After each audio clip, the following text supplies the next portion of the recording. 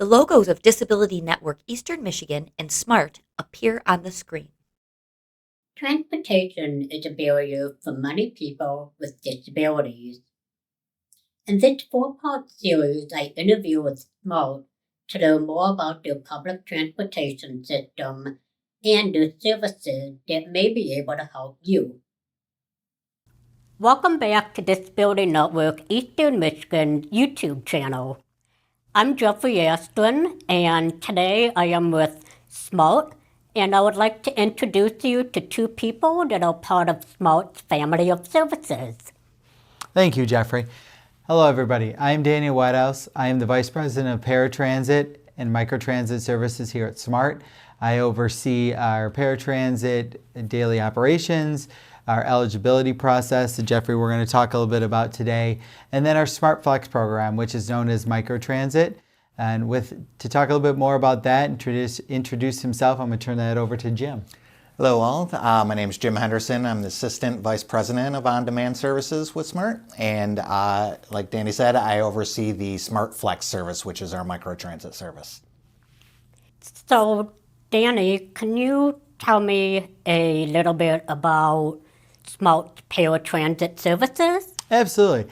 So, as you mentioned earlier, SMART has a family of services that we have available to the region, right? So we have our fixed route service. So as many of you know, those are your 40-foot or 60-foot buses that are on Woodward, Gratiot, Michigan Avenue that have predetermined schedules.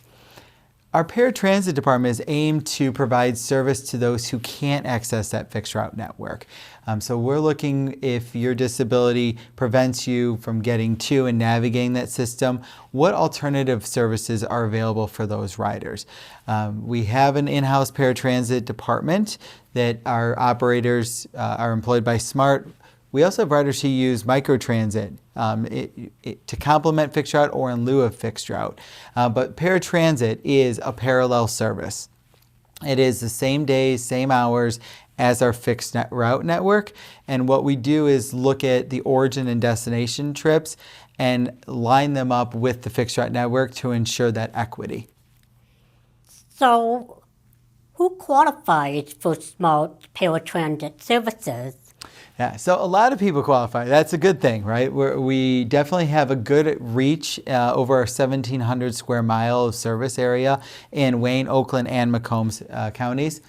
When somebody applies for ADA paratransit, we're looking for three main criteria.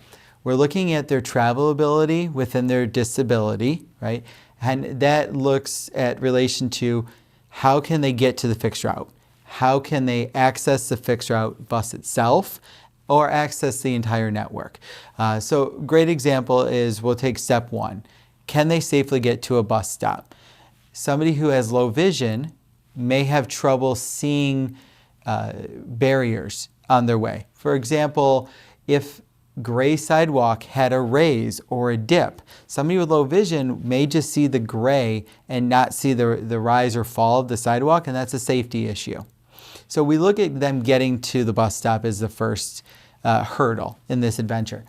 The second step we're looking at is at a transfer point, for example, if 2 or 3 different fixed routes came at the same time, would that person be able to identify the difference in those routes?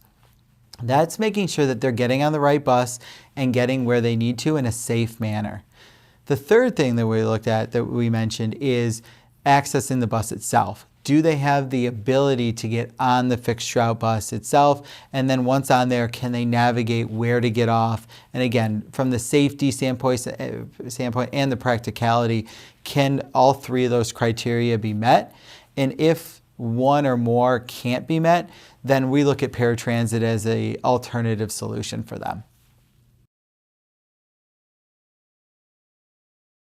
I've seen a whole bunch of mini SMART vehicles. I've seen Smart Flex, I've seen ADA paratransit, and I've seen what's connector, or even when I call for booking, I hear these services. What's the difference between all these services? Right. So paratransit, we talked a little bit about earlier, right? It's that parallel service for those with disabilities who can't use fixed route. Years ago, we wanted to make sure that we had available capacity for riders who don't meet the ADA requirements, maybe based on where they live, where they're going, or other reasons.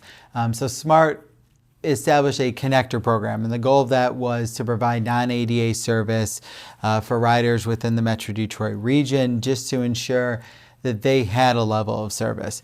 As SMART's family services have grown and we've brought in microtransit, in most of those areas where it's available has kind of taken place of the non-ADA service, right? It's providing independence through same-day bookings, even bookings sometimes the day before when it's available. So it's ensuring the paratransit is available, but also ensuring that there's other alternatives for riders. So when you mentioned at the beginning, SMART's family of services, right? We haven't talked a lot about the community provider program, but that's another part of SMART's family services. SMART's goal is to have multiple options for people. Fixed route is not always an option for somebody. So we ensure that there is some level of alternative for riders throughout the Metro Detroit region. For more information on SMART, visit their website at www.smartbus.org. Thanks for watching. Before you go, don't forget to subscribe to our YouTube channel. For more information about us, visit our website at www.dnemichigan.org.